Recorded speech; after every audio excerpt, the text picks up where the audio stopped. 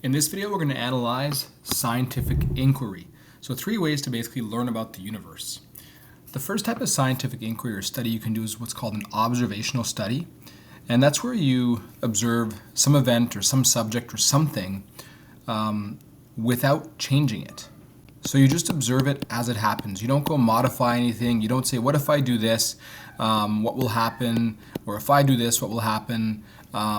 You just observe it. So if you watch some lions in their natural habitat and you don't disturb them, you try to hide so they don't see you, that's just an observational study. And you basically just record your data and see what's happening. And then from there you can maybe ask questions, but you're not really doing anything to modify the situation. You can also have what's called a correlational study. A correlational study is where scientists will try to see if there's a relationship between 2 variables, and those variables, if we don't know what they are, we can just call them X and Y. The scientist doesn't necessarily change anything. They just take a look to see if there's a relationship between numbers or not. The scientist does not change the variables, but just observes them and analyzes them. Or you can say compares them. And by analyzing the relationship between variables, you can see there's different types of correlations that can happen. You can have a positive correlation, a negative correlation, or actually no correlation. So a positive correlation is when both variables rise at the same time. So as X goes up, Y would also go up.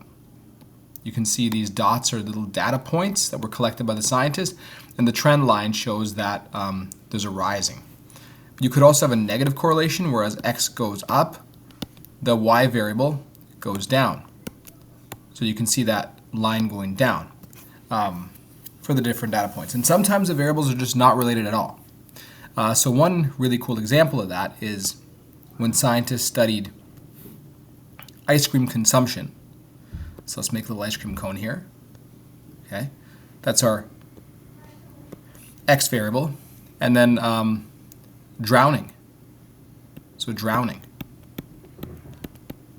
And what they noticed is that, so drowning after you go swimming, as the amount of ice cream went up, so did the amount of deaths by drowning.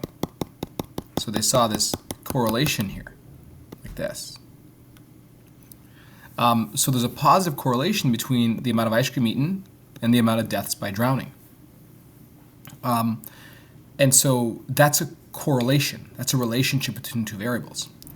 So how could ice cream cause deaths by drowning? Pause the video, think about it for a minute. How could that cause it? If you're unsure, that's actually okay. You could have maybe come up with many explanations, but right now, all we can say is that there's simply a correlation. It doesn't mean that the ice cream caused the death by drowning. It just means that they're related. So a correlation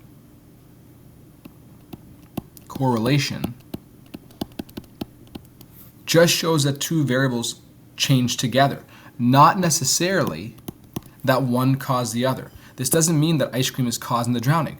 Maybe there's something else we're not thinking about. Think about this. When do you eat more ice cream? That's right, usually in the summer. When do you swim more? That's right, usually in the summer. So it's not the ice cream causing the drowning. It's more so that they just rise together because they're both done more in the summer. So just because it's a correlation, it doesn't mean that there's a cause. It doesn't mean that X causes Y. So to see if X causes Y, you'd have to do what's called a controlled experiment. So that's where a scientist tries to determine if changing one variable will affect another variable. So in these type of experiments, the scientist is actually changing one of the variables. So let's give you an example. Let's say you want to see if ice cream does cause more drowning. Well, if you want to do an experiment with that, which we wouldn't because it's a bit unethical here, you could have 3 groups of people, and you could give some groups no ice cream, some groups 1 ice cream cone, and some groups 2 ice cream cones. You can send them off swimming, and then you can count which groups have more or less drowning, and you can see if changing the amount of ice cream affects the amount of of drowning that's happening. That would be a controlled experiment where the scientist actually went in to modify a variable, and then they went to see if that affected the other variable, which was drowning. So the scientist is actually changing one of the variables in order to see if it affects another. So what is a variable? It's really anything that could change during an experiment. Amount of ice cream, amount of drowning, amount of studying, grades on a test or report card. Those are all things that can change during an experiment. So there's 3 types of variables we're going to study during controlled experiments, because right now our main focus will be on controlled experiments. Although the other studies are important, looking at having observations, correlations, once we make our observations and our correlations, oftentimes we want to see if something causes another variable to change. So we're going to go into a controlled experiment, and in the controlled experiments, the 3 types of variables we're going to see are the independent variable, dependent variable, and controlled variables. The independent variables, those are the variables that you change or manipulate, so that you or the scientist changes or manipulates. And what's important to understand is that there's only one independent variable per experiment. The dependent variable is the variable that changes because of the independent variable. It's the thing that you are measuring. It's actually if you think about it, it's the effect. It's the what happened. So for example, in the ice cream experiment we're doing, which is unethical, we wouldn't do, you, the scientist, were manipulating, we're changing the amount of ice cream given to each group, 0, 1, or 2. So that would have been your independent variable. You were then measuring the amount of people that started to drown. That would be your dependent variable, because it's the effect of different amounts of ice cream. Now you also have what's called control variables. Control variables are all the variables that have to stay the same or constant. Because when you're doing a controlled experiment, you're trying to see if a specific variable is affecting another.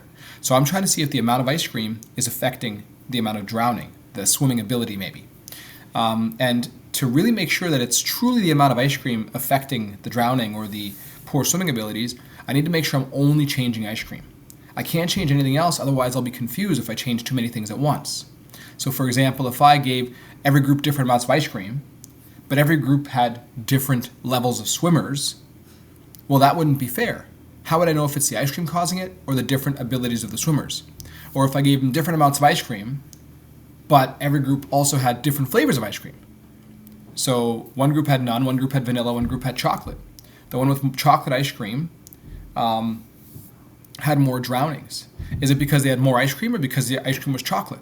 So even though it might not seem like that small thing made a big difference, we can't assume that because it could have. So we always want to change one thing at a time, and everything else we don't change, those are called control variables. And these are often the areas where we come back to see if our experiment needs any improvement. So we did the experiment, we did the controlled experiment, we wrote a procedure, and we realized, you know what, we were changing too many things at once. Let's go and keep some things the same so we know that our independent variable is actually the one causing the dependent variable. So in this video, we saw the 3 types of scientific inquiry: observational, correlational, and controlled experiments. In the next video, we're going to take a look at a controlled experiment scenario. We're going to try to identify the different variables: independent, dependent, and control variables. We're going to make an observation table to record some data, and then we're going to do more practice problems together. So what you can do is you can actually try to read ahead, try to look at this scenario, try to find what the variables are. In the next video, we'll take this up.